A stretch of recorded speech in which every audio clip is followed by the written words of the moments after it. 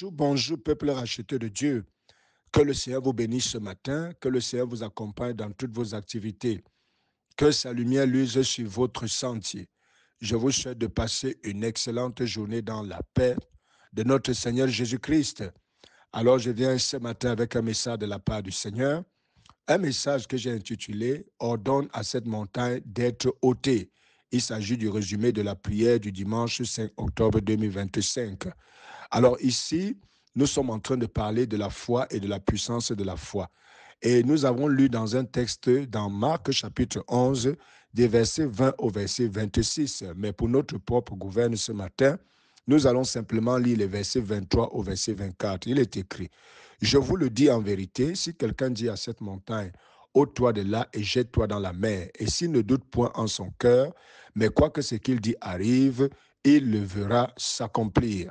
C'est pourquoi je vous dis, tout ce que vous demanderez en priant, croyez que vous l'avez reçu et vous le verrez s'accomplir. » Alléluia. Alors ici, nous parlons de la montagne et de la puissance de la foi qui est capable d'ôter la montagne de notre vie. Alors la montagne, c'est tout simplement toute situation devant laquelle tu peux être confronté. Ça peut être un problème difficile, ça peut être un problème même insurmontable humainement parlant, ça peut être une maladie inguérissable, ça peut être une situation qui submerge ta vie. La Bible nous donne une assurance par les paroles même de Jésus que si nous avons la foi, alors cette situation est capable d'être ôtée. Alléluia. Alors, les paroles de Jésus font suite à une histoire. Il s'agit de Jésus qui avait maudit un figuier à la veille. Et le lendemain, lorsque les disciples passaient par là, ils constatèrent que le figuier était sec jusqu'aux racines. Et ils se tournaient vers le Seigneur pour chercher explication. Et Jésus va leur donner une seule explication à cette chose, c'est que ayez foi en Dieu. Alléluia. Oui, ayez foi en Dieu. Ce miracle ne s'est produit qu'à cause de la foi. C'est parce que j'ai déclaré des paroles avec foi, c'est la raison pour laquelle elles sont arrivées.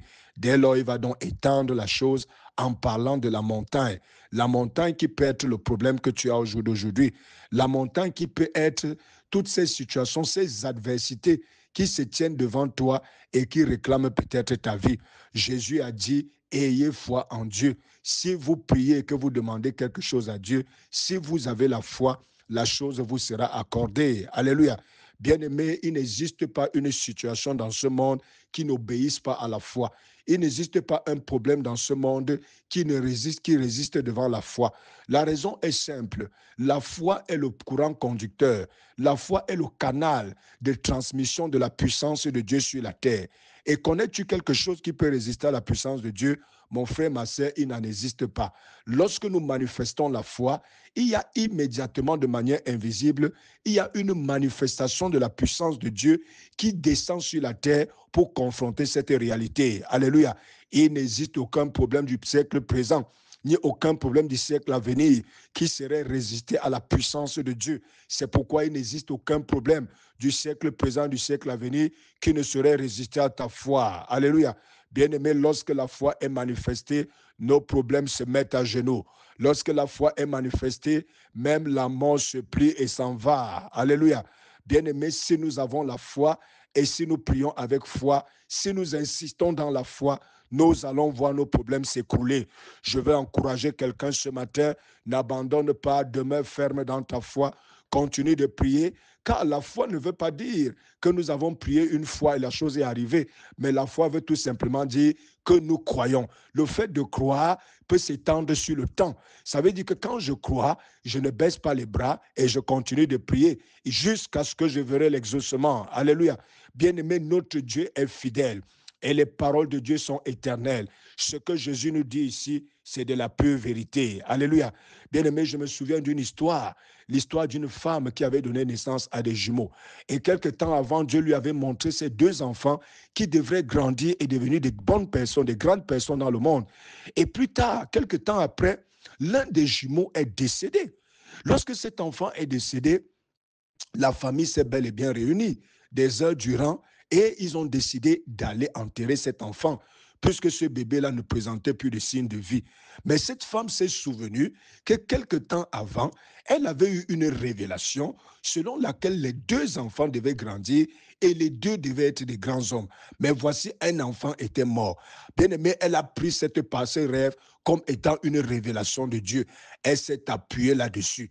Et lorsqu'elle s'est appuyée là-dessus, elle est devenue comme une folle aux yeux des hommes. Je vais te dire, mon frère, ma soeur, lorsque tu décides de manifester la foi, tu peux être perçu comme un fou. Tu peux être perçu comme une folle. Parce que là où la raison des hommes s'arrête, c'est là où celle de Dieu commence. Alléluia. Bien aimé, cette femme a dit, personne n'ira enterrer mon enfant. Les gens ont dit que quand tu vas te fatiguer de faire ta folie, tu vas nous donner cet enfant, nous irons l'enterrer. Parce qu'on ne peut pas garder le corps d'un enfant ici. Mais bien aimé, cette femme a décidé de prier.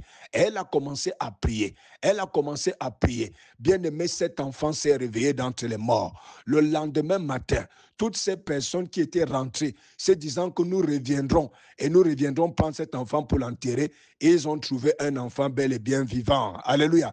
Mon frère, ma soeur, quel est le problème dangereux? Quelle est la situation qui te trouble? Est-ce que tu peux te souvenir de l'histoire de cette femme? Parce qu'elle avait la foi en Dieu.